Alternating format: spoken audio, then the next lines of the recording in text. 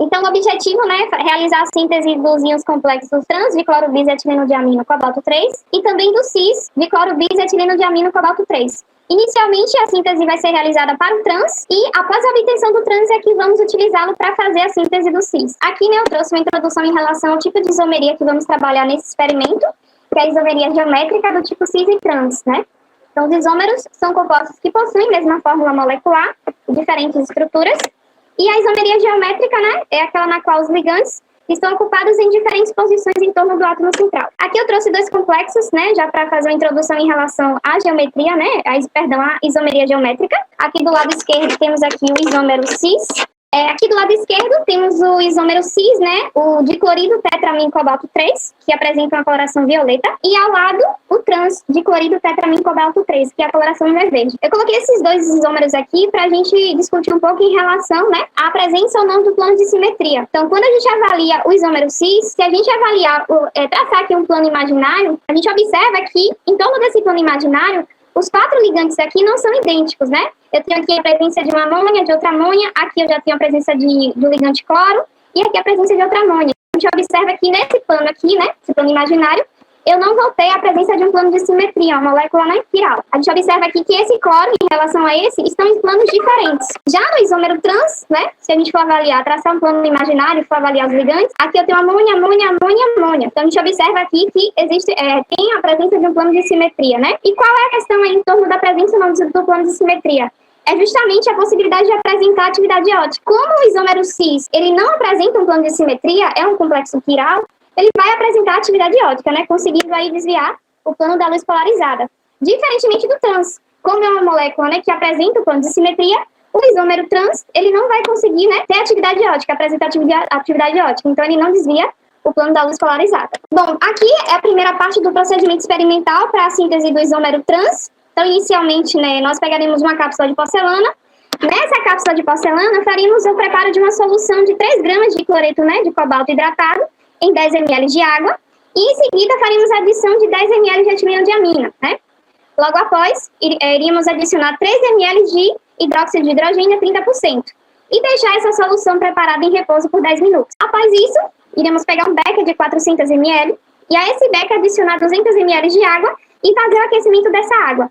Esse becker com 200 ml de água aquecida, né, vai servir como uma espécie de banho-maria, porque nós pegaremos a cápsula de porcelana com a solução preparada e colocamos, né, em cima desse becker e mantemos o aquecimento ali por cerca de 10 minutos. Em seguida, né, após esse aquecimento de 10 minutos, faremos a adição de 10 ml de ácido, né, o HCl concentrado, e continuaríamos, né, com o aquecimento até que haja a redução de 1/3 do volume dessa solução. Após a redução de 1/3, continuaríamos aquecendo por mais 5 minutos. Após esse aquecimento, faremos a transferência dessa solução, né, já com o volume reduzido aí a 1/3, para um becker. E nesse becker, deixaremos a solução resfriando em temperatura ambiente. Após o resfriamento em temperatura ambiente, faremos o resfriamento em banho de gelo para induzir a formação de cristais, né? Após o resfriamento em banho de gelo, a filtração a vácuo, a lavagem com álcool etílico e éter, né, que tem aí como a função de retirar ainda resquícios de águas que estejam incorporados na rede cristalina e fazer a secagem ao ar livre. Aqui é um vídeo que ele traz, né, justamente a síntese do isômero trans. O vídeo, ele não apresenta exatamente o que está abordado ali no fluxograma, né, todo passo a passo. Mas o vídeo, ele consegue sim apresentar muitas etapas, né, que eu falei aqui no fluxograma, e principalmente apresenta a formação desse isômero trans que tem uma coloração verde que vai ser possível observar. Bom, aqui ele usa um becker, né? No nosso caso, nós usaríamos a cápsula de porcelana para preparar a solução, né, de cloreto de cobalto hidratado e água. Ele está utilizando um becker. Ele vai fazendo a adição, né, do cloreto de cobalto hidratado, que tem essa coloração, né, avermelhada. Em seguida, ele vai fazer a adição da água para preparar a solução, adicionando a água. Em seguida, ele vai fazer a adição da etileno de amina, né? Adição da etileno de amina. A gente observa que até aqui, né, até esse momento, a coloração manteve-se a mesma, né, da solução. Pronto, eu vou dar uma pausa aqui só para falar algumas etapas que ele não mostra, né?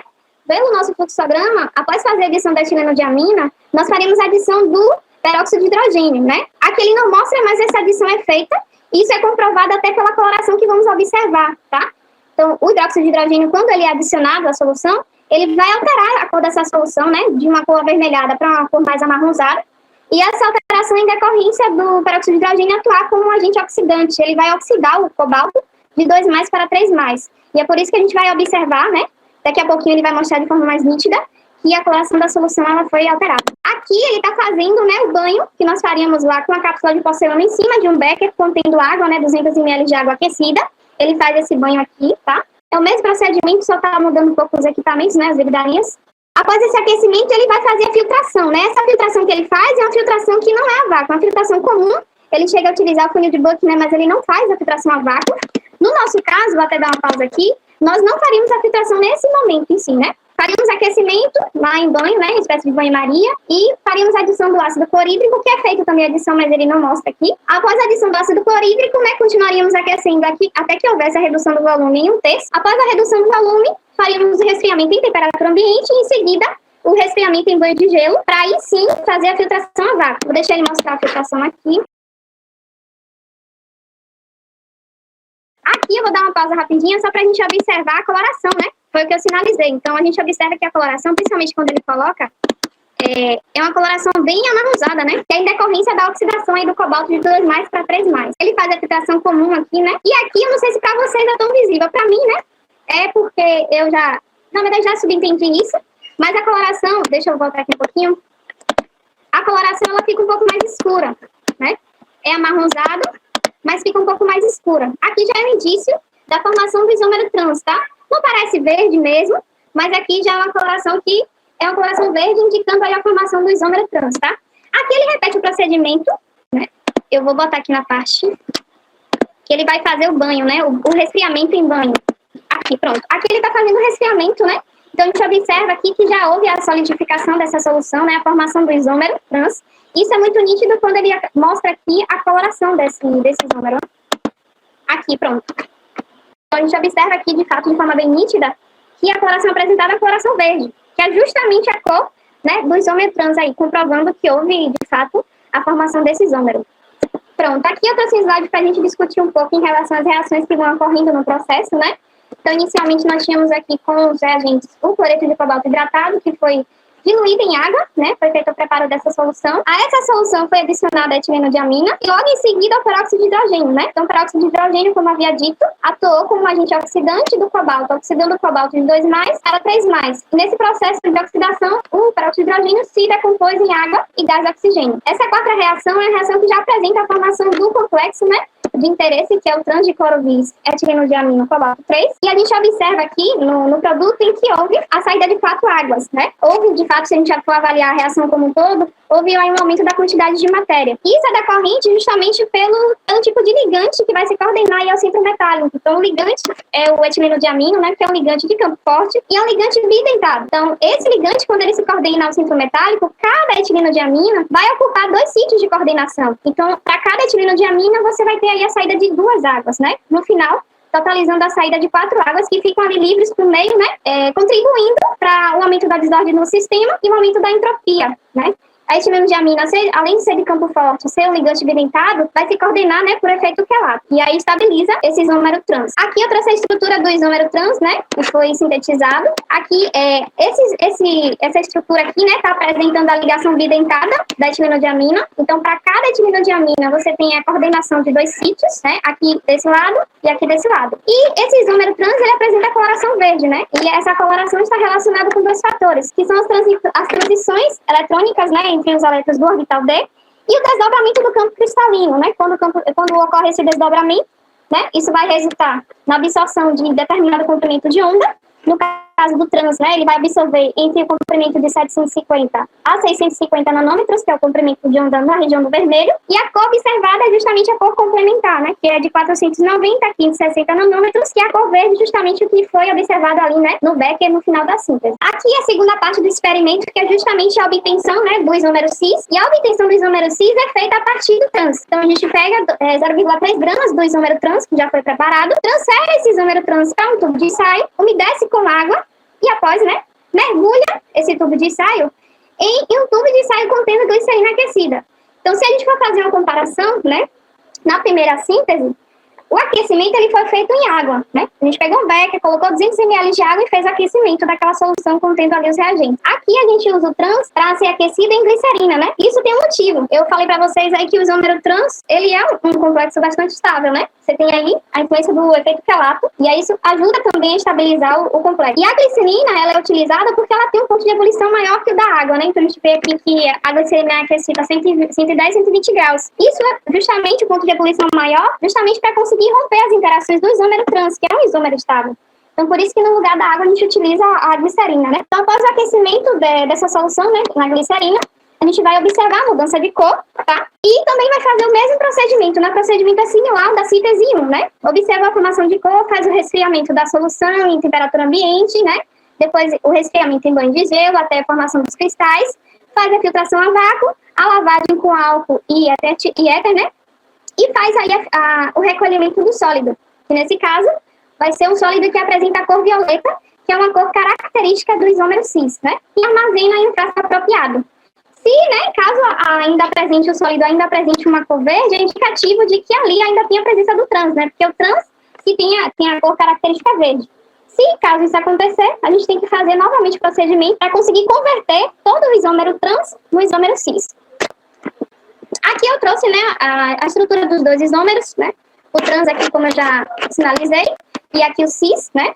Ambos apresentam cores diferentes pelos dois motivos que eu citei, que é as transições, né, eletrônicas entre os elétrons orbitais D e desdobramento do campo cristalino, né, que vai resultar em uma absorção em comprimento de ondas diferentes e, consequentemente, a cor observada em cada complexo será diferente. Aqui eu trouxe alguns questionamentos que eu não consigo responder ao longo da apresentação, mas que o roteiro ele traz e é importante a gente discutir, que são algumas propriedades, né, que são importantes em relação aos isômeros geométricos. O primeiro questionamento é em relação a apresentar ou não atividade ótica, que é justamente qual dos isômeros apresenta essa atividade ótica, o cis ou o trans, né? Como eu até sinalizei antes, o cis é quem vai apresentar a atividade ótica, justamente por ser o isômero que não vai apresentar um plano de simetria, é um isômero, um complexo, um isômero que é quiral, né? Diferentemente do trans, que apresenta um plano de simetria e, consequentemente, não vai conseguir desviar a luz plano polarizado. O segundo questionamento é em relação, né, ao reagente que está em excesso. A gente tem o EN e o HCl. Realizando o cálculo da quantidade de matéria, a gente observa que o EN apresenta uma quantidade de matéria de 0,15 mol. Já o HCl, 0,12 mol, né? Avaliando esse dado, a gente consegue, né, perceber que o reagente em excesso é o EN. E isso, na verdade, se comprova, porque não poderia o HCl estar em excesso, né? Se o HCl estivesse em excesso, a gente teria um problema aí, que seria ou a dificuldade na formação do isômero, né, do complexo, ou até a não formação do complexo, porque o meio estando bastante ácido, vai protonar, né, os nitrogênios da etileno-diamina, e esses pares de elétrons da etileno-diamina, né, do nitrogênio da etileno-diamina, não ficarão disponíveis para se ligar ao cinto metálico. E aí a gente ou vai ter a dificuldade de formar esse complexo, ou até a depender da acidez do meio, não vai conseguir, né, a formação desse complexo desejado. Aqui o roteiro ele pede para avaliar a solubilidade, né, em relação aos dois isômeros, o cis e o trans, e também pede para desenhar a estrutura de alguns isômeros, não só isômeros, né, do tipo cis e trans, mas também o meridional e o facial, tá? Avaliando a questão da solubilidade, a gente conclui que a solubilidade no trans, no caso do trans e o cis ela é mais solúvel, né? E isso está relacionado à estabilidade do complexo. O trans é um complexo mais estável que o cis, e por isso o trans ele não é tão solúvel que o cis, né? Isso se explica, deixa eu voltar aqui, é que a gente avalia, né, para concluir a solubilidade do cis e do trans, né? Se a gente for comparar os ligantes que são volumosos, né, no caso daqui o cloro e a etileno-diamina, a gente observa que no isômero trans, o cloro e a etileno-diamina, que são dois ligantes volumosos, eles estão em planos diferentes, né? Por estarem em planos diferentes, a gente vai ter aí uma menor repulsão entre os pares de elétrons desses ligantes, né? O que isso vai conferir uma maior estabilidade para o complexo. No caso do cis, a gente observa aqui que esse cloro, né, e a etileno-diamina estão no mesmo plano. Estando no mesmo plano, você tem dois grupos volumosos, dois ligantes volumosos, e essa repulsão, né, vai aumentar.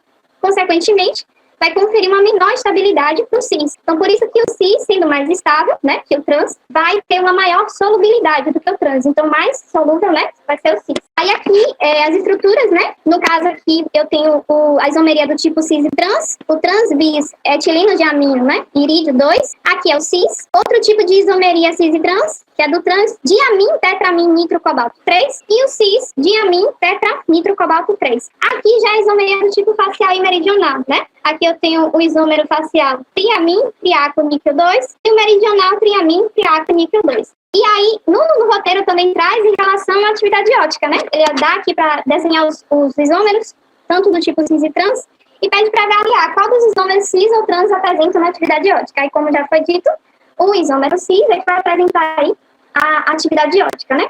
Que não apresenta o plano de simetria e, consequentemente, consegue desviar a luz polarizada. E aqui são as minhas referências, e é isso.